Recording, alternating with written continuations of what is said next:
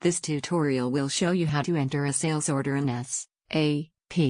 The tutorial will also describe the basic requirements you need to perform this process, and the expected outcome of the process. Areas that are covered. 1. Opening SAP. 2. The different types of sales orders. 3. Creating a sales order. 4. Creating a delivery for a sales order.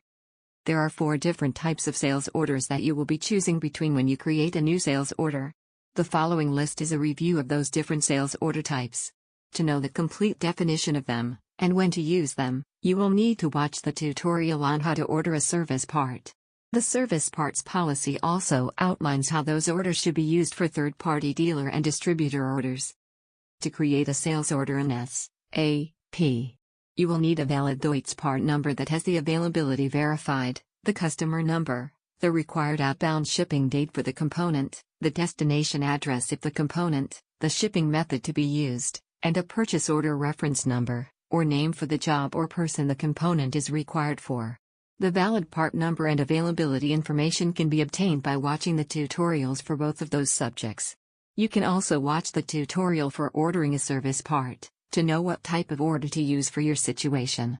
Begin by opening SAP. To do this, you will need to find the SAP login shortcut located on your computer.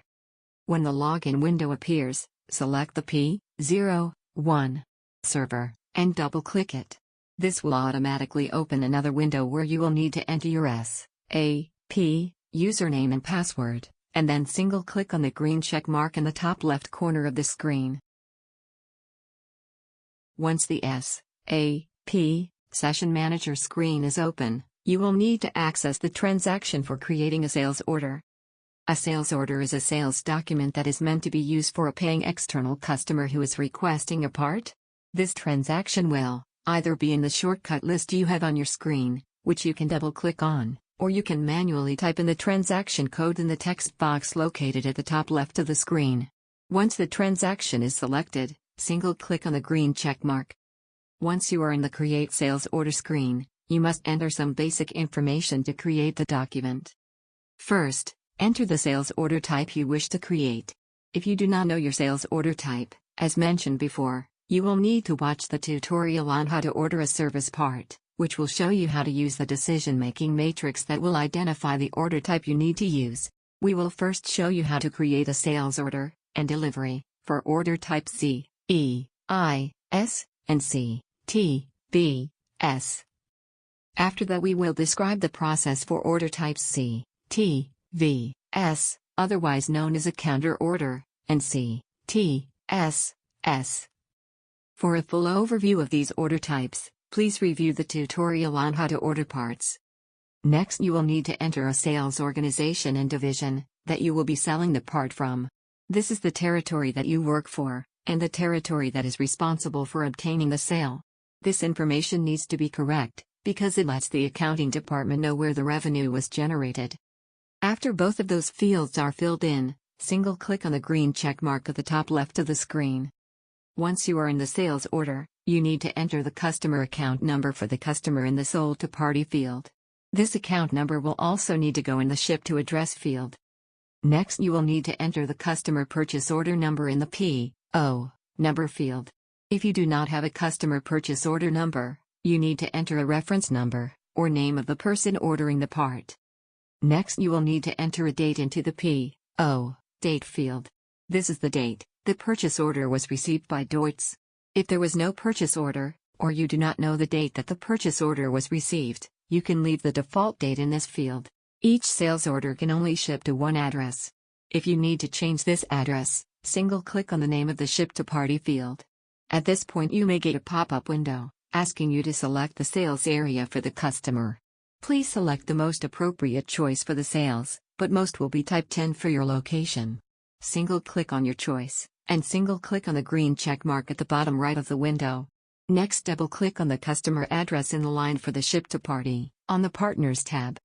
When changing the address, you will also be affecting the tax amount for the sales. This is because the amount taxed to a customer must match the location you are shipping the component to.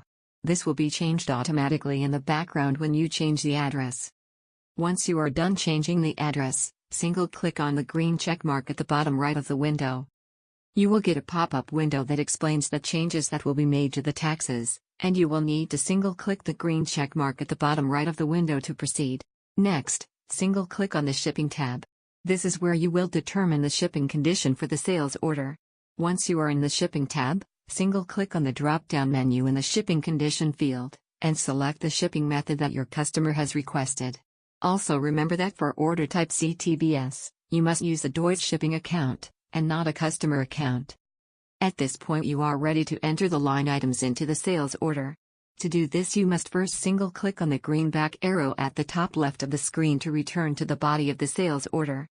Next, make sure you are on the Item Overview tab, and enter in all the line items you want to have included in the sales order.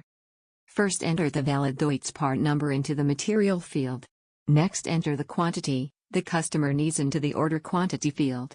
After that, you will need to enter the date the component needs to ship from the supplying plant in the first date field.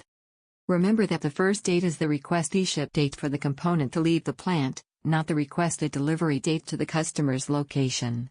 You will need to ensure that you have planned for delivery time, and enter in the date you want the component to leave the Deutsch plant. Next, enter the plant and storage location you want the items to ship from. If this is a drop ship order directly to a customer from another plant, these fields are where you must make sure you have the correct supplying plant and storage location entered. Once you have entered the supplying plant and storage location, press the Enter key to move to the next line.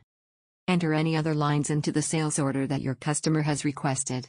It is possible to enter different delivery dates and supplying plants in the same sales order. Once all the line items are entered in the sales order, you can single-click on the Save button to save the document. At this point you will get a warning message if there are any issues with the sales order or customer.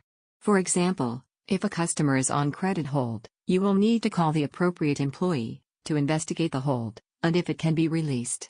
If it cannot be released, the sales order will not appear in the list of sales orders due for delivery. You must contact the customer with the results of your investigation, so they can bring the account into a current status, and the sales order can be unblocked. Single-click on the green check mark to clear any warning messages, and record the sales order number at the bottom right of the screen. As you can see in the material requirements list for the supplying plant, there is now a new sales order in place for the components. Both Z, E, I, S orders, and C, T, B, S orders, you must manually create an outbound delivery. Please use the green back arrow to return to the main S.A.P. session screen, and either type in the transaction in the box at the top left of your screen, or double-click on it if it appears on your favorites list. Once in the sales orders ready for delivery screen, clear both delivery creation date fields. Next, single-click the Sales Order tab near the middle of your screen. Enter the number you just recorded after saving the sales order into the Sales Document field, and single-click the green Execute button. Once inside the sales orders due for delivery screen, single-click on your sales order, and then single-click on the background button to create the outbound delivery for the sales order. Once created, you can single-click on the Display Delivery button to see the outbound deliveries you just created.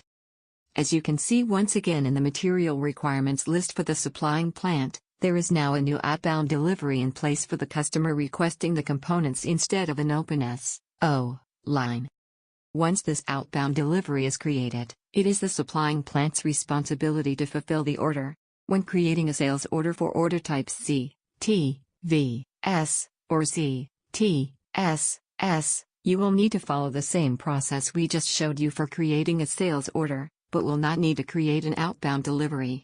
Both of these order types have background functions that will automatically create a delivery for order type C, T, S, S, and will automatically create a delivery, transfer order, and invoice for order type C, T, V, S, otherwise known as a counter order. At this point you are ready to monitor the order to make sure it ships on time.